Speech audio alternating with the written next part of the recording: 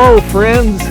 This may be the most poignant and proven devotion I've ever presented due to the recent flooding events in Texas. At the very beginning of our Think About That journey, we recorded a message that I called The Mess. Because of some visual and technical issues, I chose not to publish it, but that particular devotion was inspired from a conversation I had with a friend of mine who lives in Kerrville, the place where this devastation took over and caused many people to lose their lives. We could have never known how true this message would turn out to be. Rick's interview regarding the consequential flood have been on CBS, NBC, and on international news, but the amazing part of his story ends with a perfect mess testimony, which was the very subject of this devotion. So here is the exact content that preceded these events. I've been talking to a preacher friend of mine. We've known each other a long time, and we've shared a lot of laughs and almost as many rough stretches, a whole lot more than either of us would have ever chosen. Well, I can tell you, he was talking to me about some problems he was going through in his life, and he's going through a time where he had to disappear from society and try to grasp what was happening in the world.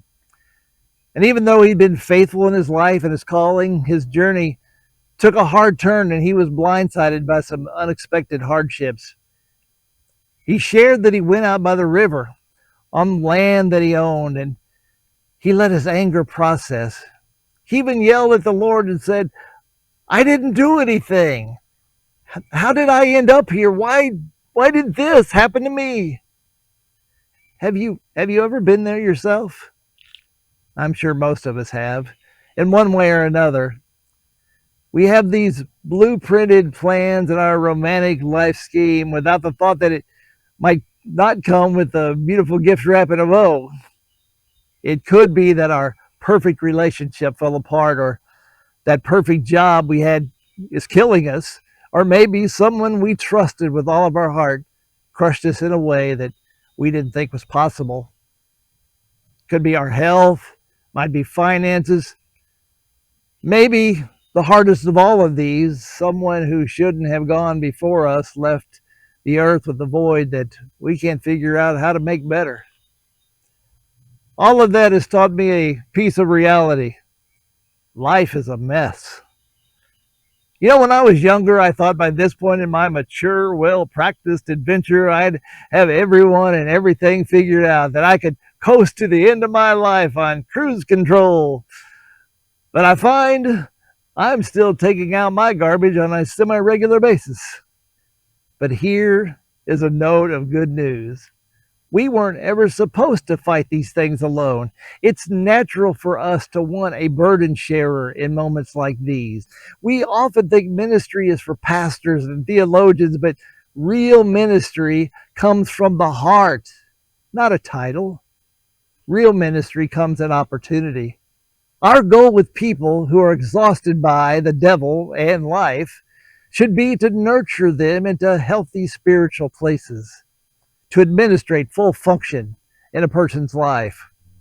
You know, many of us may not feel qualified to do that. It's easier to let someone else who's better suited for the job, but the Lord isn't looking for someone with the greatest ability to minister. He's looking for someone with the greatest availability to care.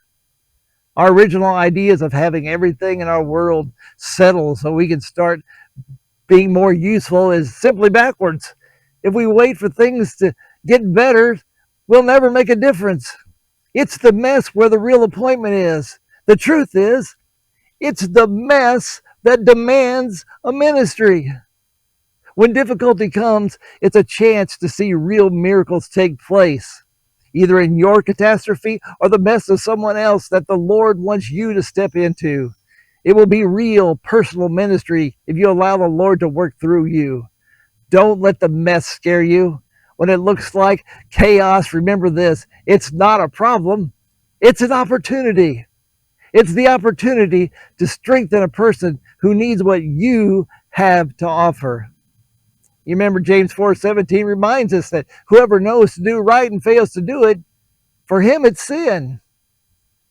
Don't miss in the mess.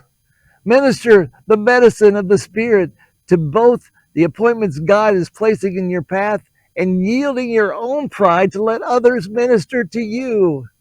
Be sensitive to the messes around you. There's not a better time to let God be God. Think about that.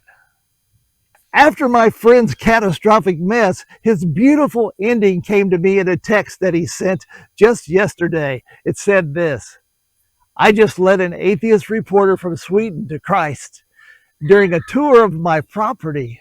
If I hadn't lost my house, she'd not have known the Lord. How cool is that?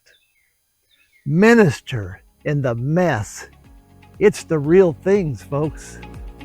Blessings, family.